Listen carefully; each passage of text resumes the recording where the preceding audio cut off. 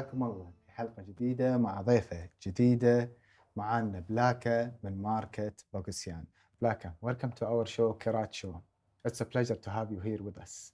Thank you so much for taking the time and for welcoming us in your beautiful exhibition. You're welcome. Blaga, we would like to hear about Boghossian. How did it establish and how did this big name became an international name, a very well-known name?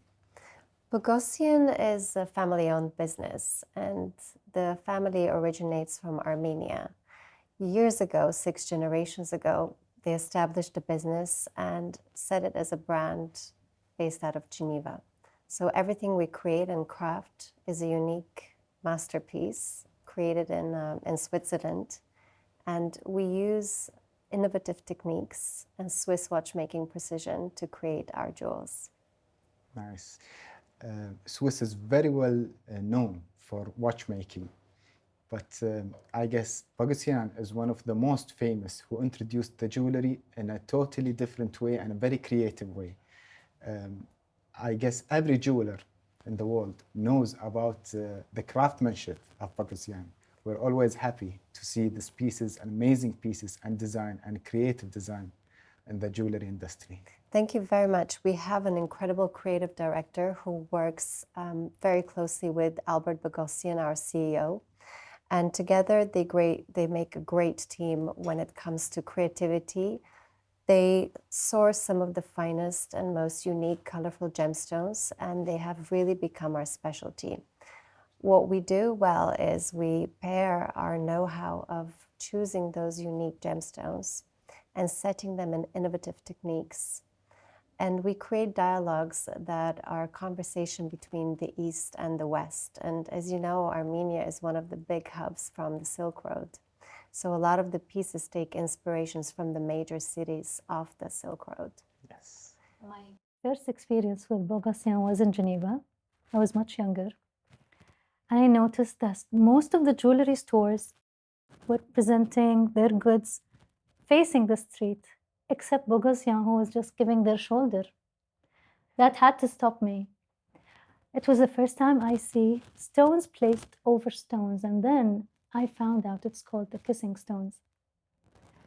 The first thing I felt was, how would anyone just engrave a lovely stone and place another stone? Tell us about this. We do have a few DNA techniques that have become quite well known worldwide. One of them is our kissing diamonds, kissing gems. And what you described is definitely a unique approach to setting the pieces. We take such a long time to find 2 gems that will sit beautifully together. And we love creating that wonderful conversation between 2 very different gems. In fact, in front of us, I have brought our favorite piece this exhibition, which was set specifically for the Kuwait show. And it's a 3-carat Marquise diamond, which is set on top of a 48-carat morganite. It's quite unique in the way we've selected the stone. So you see this beautiful, very widespread Marquise diamond, proudly sitting and adoring The hot question the morganite. Is the morganite engraved? No, it isn't. So the 2 stones are completely intact. What we do is we place them one on top of each other, which is why we call them kissing gems. There isn't any engraving. They're barely touching. They're barely touching each other. And very often we would calibrate and cut the stones in order to match the proportion in the table. So it's a very long process that requires a lot of love, care, and attention. Of course. You did mention the engraving of stones, and this is the art of inlay, where we first kind of took the journey, and what we do is we find precious materials that we can inlay and engrave diamonds within those precious stones. At the exhibition, we have a beautiful example of the art of inlay under the form of a suite of diamonds inlaid into indigolite and mother of pearl, so it's a triple inlay. It's the perfect example of Swiss craftsmanship, where you can see watchmaking precision in the carving. And the reason why it's so complicated is you have to have the diamond perfectly inlaid within the material. If it's too big, it could crack the stone. If it's too small, it fall off. So it's a really time-consuming process, but we've perfected it. It isn't a new technique. It originated 3,000 years ago, and it's very well used in temples where you have an inlay of mother of pearl or turquoise or lapis lazuli. But what we have done is we've eliminated the use of gold and metal work.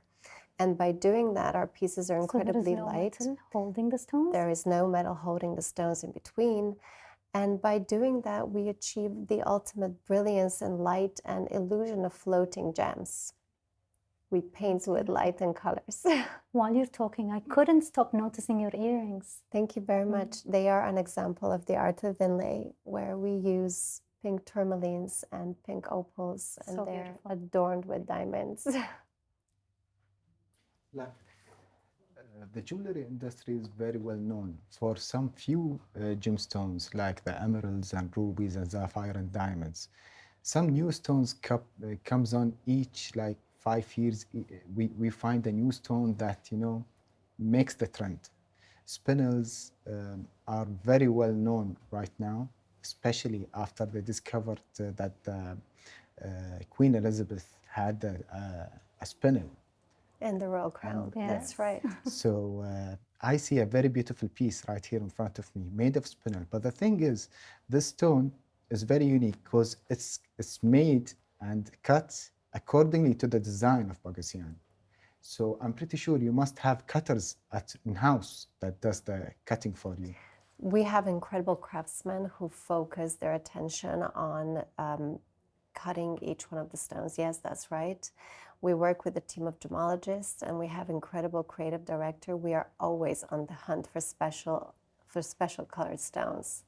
As you mentioned, red spinels are one of the up-and-coming stones for collectors. All of us speak quite often about paribas and emeralds and rubies, and red spinels are one of the stones that I see growing in value long term. So you will see the prices gradually skyrocketing. I brought with me a wonderful shield-shaped diamond and shield-shaped spinel, which is set in a very innovative way, and it's a new setting for a trois mois ring. What we've done is we've placed them next to each other. And the inspiration actually came from Roberto Boghossian's family. He has twin daughters, and the first ring we created was featuring 2 diamonds, which were a white diamond and a colored diamond. And he just really thought they reminded him of his twin daughters. So he called it the twin sister ring. Wow. Then gradually we evolved it and created different variations of our trois mois ring. And then we arrived with the beautiful shield shape and spinel for this exhibition. That's really nice how we have the story of the twins, and he created 2 stones combining, reminding him about his daughter. It's nice. always a It's so personal touching. journey for us. I think jewelry is all about stories. Story makes the piece more appealing, more precious, I think. I completely agree. There is always a personal touch, and as I know that all collectors buy with their eyes and their heart, there must be something about the piece that speaks deeply to you, and one must be able to envision themselves carrying it and passing it on generationally. I think that is the beauty of the industry, is that you can pass on heirlooms within the family and carry on a legacy. That's the essence of jewelry, of course, I agree. So tell us about Boghossian and social media.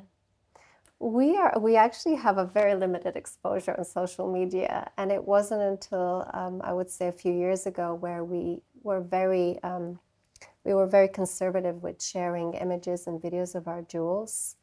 The reason mainly I would say is because every time we create a piece, it's usually a one-of-a-kind creation, and our collectors are so eager to come and see the newest thing we have created. That we mainly don't actually have the time to even film it.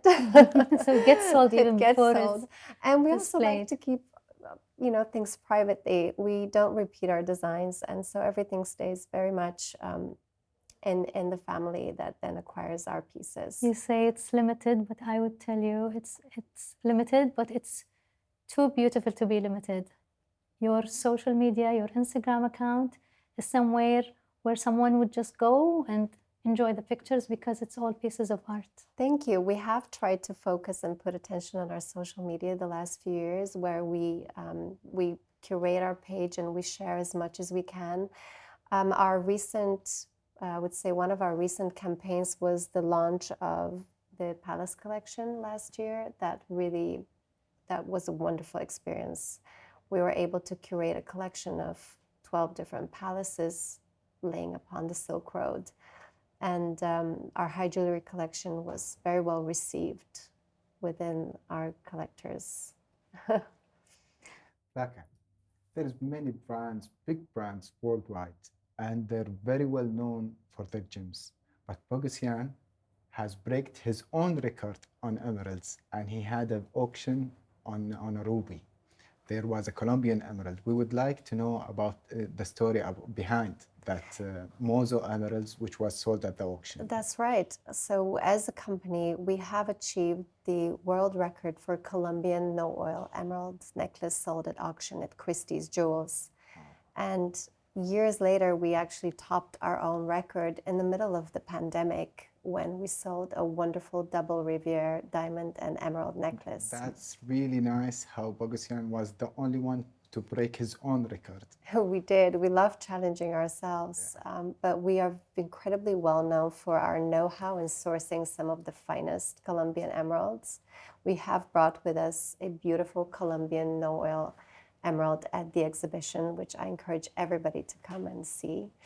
And you mentioned rubies. We have also the world record in Burmese pigeon blood rubies sold at auction. It was called the Crimson Flame, 15-carat ruby, which we repolished and then sold at auction, and it has gone to a very well-known collector. We have a